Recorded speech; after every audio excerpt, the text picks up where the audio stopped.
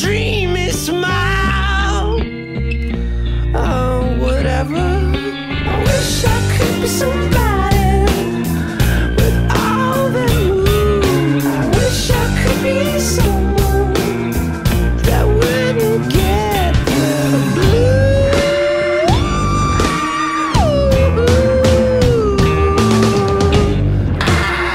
I'm so paranoid. Way down, all I know, your love pulls me through. Yeah, I owe it all to you.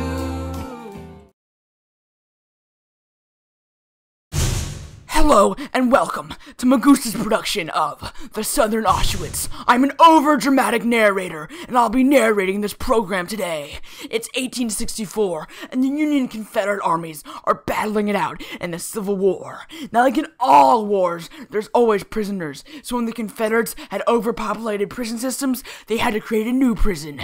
This new prison they would create would go down in history as the worst prison ever made in Georgia history.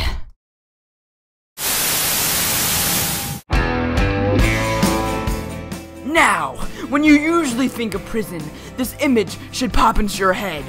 Heavily guarded, food and water, shelter, clothing, cells. But the place where the Confederates stored their Union prisoners was far, far worse.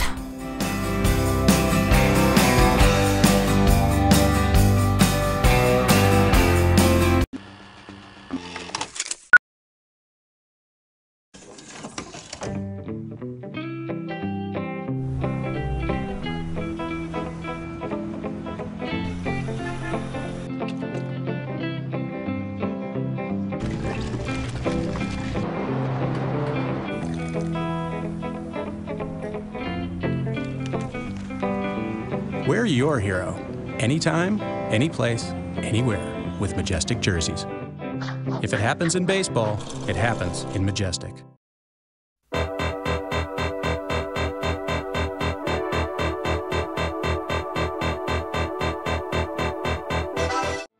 That winter, Confederate Captain W. Sidney Winder went to the small town of Andersonville, home to over 20 people. They decided they would build the prison there. Since of the small population, they couldn't refuse, and building took place immediately. The prison was over 16 acres and had a small, very polluted stream running through the middle. If you were caught doing something bad, the punishments were horrible. As you see here, you could be bound by your head and your hands on a post for days.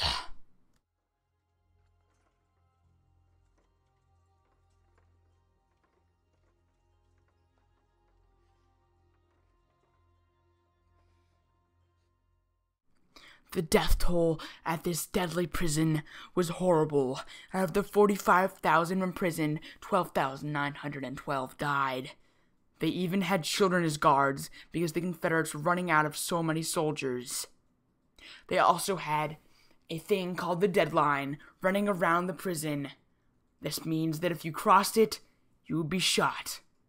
Some prisoners just walked over it to commit suicide to get out of their misery. Now, Captain Henry Wirz, former commander of the Confederate prison, was hanged on November 10th, 1865. On the morning of November 10th, 1865, Henry Wirz rose in his cell at the old Capitol and wrote out his last letter to his wife. The former commander of the infamous Confederate prison was to be hung that day in Washington, D.C. When the Swiss-born Wirz was arrested on May 7th, 1865, at the end of the Civil War, he was the only remaining member of the Confederate staff at the prison, so in the eyes of all of his enemies, he represented them all. This prison was a big part of the Civil War. It showed how brutal the Confederates were. This scene at the end of the movie Andersonville showed the representation of how many men died.